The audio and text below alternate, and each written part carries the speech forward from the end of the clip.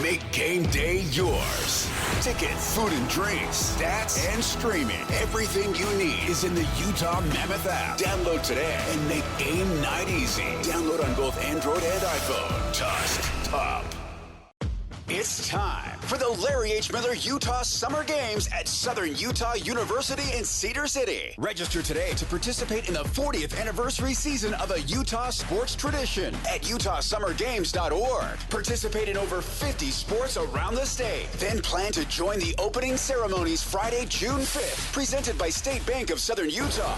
Register today to participate in the 40th anniversary season of the Larry H. Miller Utah Summer Games. For all of you, less motivated listeners, it's time for your 9 o'clock. Where the heck have you been headlines? Where you at? With DJ and PK on 97.5, the KSL Sports Zone. DJ and PK, it's 97.5, the KSL Sports Zone. We are brought to you in part by Trajan Wealth. Call Trajan Wealth today. Your local trusted financial fiduciary, 801-899-7600, or visit the website at TrajanWealth.com. We're joined now by Cole Bagley. He covers the Utah Mammoth for KSL. You see him on YouTube. You hear him on all the shows throughout the week here on the Zone. Cole, good morning. Good morning, guys. How you doing? Doing well. 2 games in. What have you learned? What do you know? Opinions that have changed. Opinions that have been solidified. What's the headline? What's the big storyline?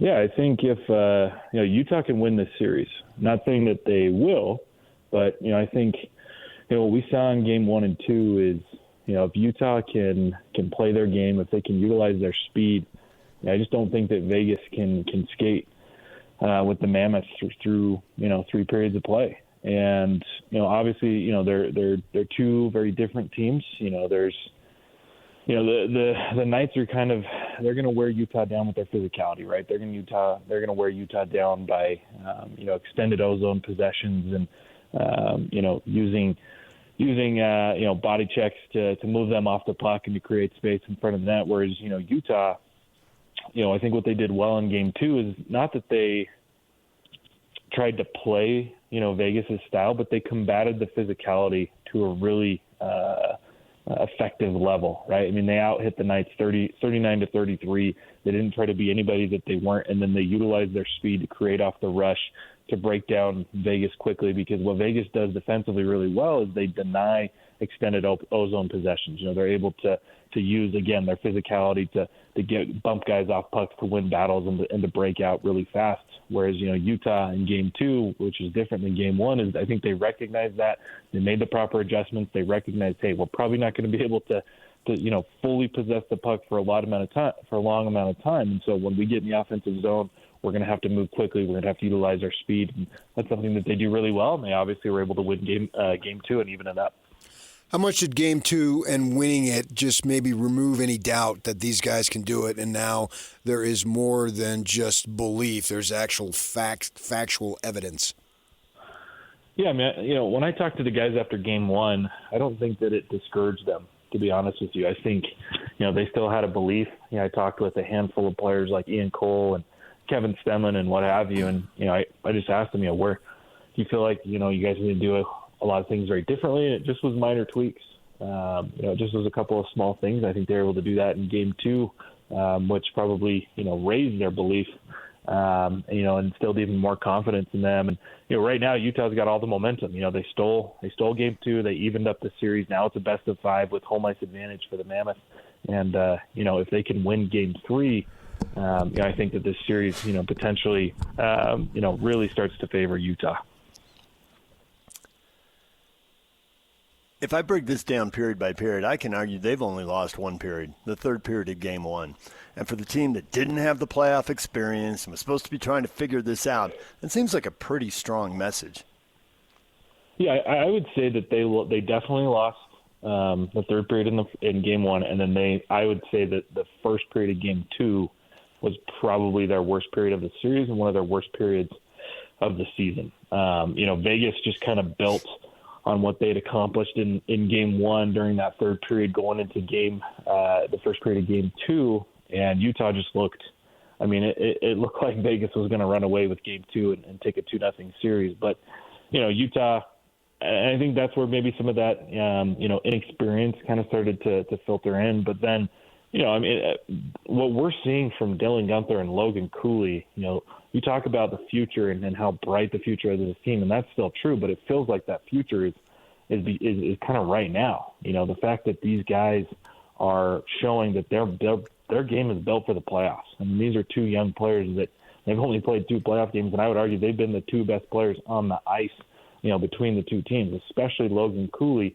who I believe can be the X factor for Utah. If he can continue to attack the net, utilize his speed, he's going to be the difference, between, whether or not Utah can really win this series. So, Utah's playing well. Vegas, if Vegas wants to stay in this series and they don't want to let it get away from them, they have to adjust. They've got to figure out ways to, maybe get back to how they played in those periods, right? In the third period in game 1 and in the first period in game 2, or else I think Utah's just going to skate them right out of the building. How about if Utah can limit turnovers, being loose with the puck? How much of a difference will that make? That's huge. I mean, that's everything that I think Utah needs to focus on defensively. And I was able to talk with Andre Tourney after the game, and I asked him, look, you obviously just won game 2, but how would you assess the puck management in this game? Is that an area that you want to see improved? And he said that's one of the biggest things that they need to work on going throughout the rest of the series, because that's what kept Vegas in the game. And that, Vegas is a good team. They, as Tourney put it, they have a say in what happens, and part of their game is to be fierce on the forecheck. That's what helped them win game 1, and that's what kept them in game 2. That second goal from Vegas came because they were asserting themselves on the forecheck. They forced Mikhail Sergachev to make a mistake. They pounced on it. They quickly entered the zone, and Utah got caught flat-footed, and suddenly, instead of a 2-1 game, it's 2-2.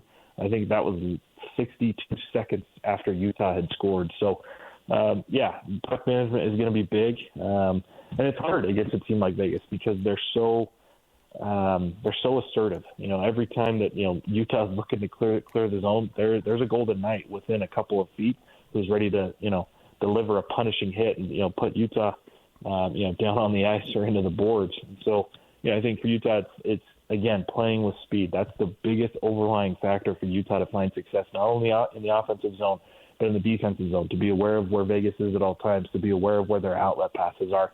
And then at the end of the day, if there's nothing there, you just got to flip it out. And I think that's where Sergachev made that mistake, is instead of elevating the puck, instead of just recognizing that the pass wasn't going to get there and sending it off the boards or elevating it, he kept it ice level. He kept it flat, and that's how Vegas picked it off and eventually scored. So puck management I think is going to be huge and is going to play a major factor in whether or not Utah can win this series. Cole, you have been following the league longer and more closely than PK and I. We're still figuring stuff out here. But I see a few trends here, and I'm curious your reaction to these trends and which one you think is going to change most quickly. There are 3 trends that have all gone against the Mammoth, and yet the series is 1-1. If you told me these things were going to happen, I would tell you they're down 2-0. 1, Vegas is 2 for 5 on the power play. I mean, they were good on the power play, but 40%, come on, that can't be sustained, right? The second thing is the Mammoth are 0 for 5. Now, they weren't very good on the power play early in the year. They were very good late in the year, but 0 for 5, that's got to turn. And Clayton Keller, top 20 in the league. Actually, I think tied for 15th in points with 88. And he doesn't have a point yet. I mean, you tell me these 3 things. They're all true. I thought they'd be down 2-0. Which of those things is most likely to change? How many of them will change, and how big an impact will it have on the rest of the series? Yeah, no, you're right. I mean, if you look at those, overline, if you look at those statistics, I mean, if you hadn't watched those games, you probably would think that Utah would be down 2-0 because special teams is huge. I mean, a lot of guys talk about how, playoffs are determined by small moments. A lot of those small moments end up being power plays. And the fact that, Utah has struggled, it's not surprising necessarily. I mean, Utah for most of the season was one of the worst power plays in the National Hockey League, whereas Vegas has one of the best PKs in the entire National Hockey League. So it doesn't necessarily surprise me that they've struggled there. And then in terms of, power play for Vegas, Yeah, I mean, 40% obviously is productive, but I think what Utah did well, especially in game one, was limit power play opportunities. I mean, Vegas was just 1 for 1, right? I mean, you're not giving up 4 of 10. If you're giving up 4 of 10, yeah, you're definitely trailing in this series 2-0. So, that one might be a little bit misleading. And then as for Clayton Keller, playoffs is just a different game. If you look at Vegas, Jack Eichel and Mitch Marner haven't done anything, right? I mean, Jack Eichel, I think, was the first or second leading goal scorer amongst all Americans in the National Hockey League. I mean, he played a pivotal role in the United States winning gold over in Milan. And, I think he has maybe an assist. He hasn't been productive. And, same thing with Mitch Marner. I think he has 1 assist, and beyond that, he's been pretty invisible. Now, Mark Stone, the captain of the Knights, he's playing on their top line. He's been, pretty good. But for the most part, the top lines are just kind of canceling each other out. They're not doing much. And so, what it's required for both of these teams to get a win is to, are they winning the battles amongst, the deeper lines, right? I mean, game 2 was defined by Utah's second line playing lights out. I mean, Dylan Guenther, Logan Cooley, even Kyle Yamamoto playing incredibly well, scoring 2 goals and leading the Mammoth to victory. Whereas in game 1, it was the Knights' fourth line. They dominated the fourth line battle. Nick Dowd scoring, that is not going to happen very often. And so that's, I think that's where you kind of have to look at is playoffs is a different game. Things are going to happen, and so other guys have to step up. And I think another thing to look at too is I think Karel Vejmelka has been spectacular through the first 2 games, and going into this series, I had talked about, I wrote this, I did this huge, deep dive analytical piece where, just looking at save percentages between both goalies and what was their save percentages and wins and victories and, what was how many goals did each team average in their wins as opposed to losses. What I was able to kind of calculate is if Karel Vejmelka can stay between 2.5 to 3 goals per game against and about a 900 save percentage, maybe a little bit less than that. Save percentage I think is a little bit misleading at times. They're going to have a chance to win this series, and so far, I mean, that's what he was able to do through these first 2 games. He's obviously Vegas scored 4 goals in game 1, but that was a little bit, there was an empty netter. Whereas in game 2, he only let in, only 2 goals, right? Utah wins 3-2. So, I think there's just so much that goes into playoff hockey where it's the same game, but it's different. And, I think if Utah can replicate how game 2 went as often as possible through however many games are going to be left in this series, I think they're going to come out on top. Do you expect Vegas to continue in terms of physicality or to be more or less? I think they need to be more. That's a big reason that they won game 1. I mean, in game 1, they had 51 hits to Utah's 31, I believe it was, so 20 more hits, and a lot of those were just pulverizing. I mean, Ian Cole got dropped twice. Alexander Kerfoot got thrown into the bench. Sean Dursey, got dropped twice as well. And so, you look at that result, and Utah just kind of got bullied in game 1. It was hard for them to sustain their style of play through all 3 periods. And, if you look at the way that game went, Utah started hot, but then kind of got worse as the game went on, whereas, Vegas came out a little bit flat, but they improved through all 3 periods, which is, why they dominated the third and ended up winning the game. You look at game 2, and it was the polar opposite. Utah kind of started slow, Vegas came out hot, and then Utah started to dominate Vegas with their speed because, they combated that physicality, and Vegas didn't really know how to play against it or to match it. So I would expect that Vegas maybe tries to replicate game 1 in terms of their physicality where, they're punishing Utah every single play. They're finishing checks. They're hounding them on the forecheck. They're creating turnovers because, in turn, that's what's going to help them find success. We have heard Andre Tourny say pregame, postgame, day off, over and over. We have to get bodies in front of the net, and we got to get the puck in front of the net. And maybe some good things will happen. And sure enough, they've done that once in each game, twice in the series, and it's worked. There have been bodies in front of the net, the puck in front of the net, and it's gone in. It hasn't been pretty, but it counts the same as Dylan Guenther's one-timer. So what are the odds they will keep getting those breaks? Is that sustainable, these crazy bounces that have led to goals? That's a good question. And it's hard to say, exactly how the puck's going to bounce, right? But, there's a saying in hockey where, if you put pucks on net, good things are going to happen. If you want to score goals, you got to go to the net. And, they've obviously had some really lucky bounces. There's been a few, right? Kevin Stenlund's goal was a lucky bounce. Mackenzie Weegar's goal was a lucky bounce. But, it takes those types of moments, as I was talking about earlier. I mean, the playoffs are defined by small moments. And, I think it helped Utah ease into their offense, especially in game 2 where, they were not creating anything. I think they were outshot in the first period like 12-5. And then, they flipped that script on its head going into second and third period. And I think it's because they finally saw the puck go in the net. Didn't matter how it got there, but it crossed the line and it evened things up. And it kept them in a game in that first period that they really didn't belong in. And then they continued to crash. And, I asked Vitek Vanacek and Karel Vejmelka before the series started, how is playoff hockey different for goaltenders? And they both said it feels like there's suddenly more bodies on the ice than before. Guys are getting to the net more often. They're crashing harder. There's, more traffic, and you have to be aware of that. And that's been true. And I think that Utah has done, honestly, the better job of just getting pucks on net and crashing hard. I mean, that's how Mackenzie Weegar scored. That's how Logan Cooley scored the game winner.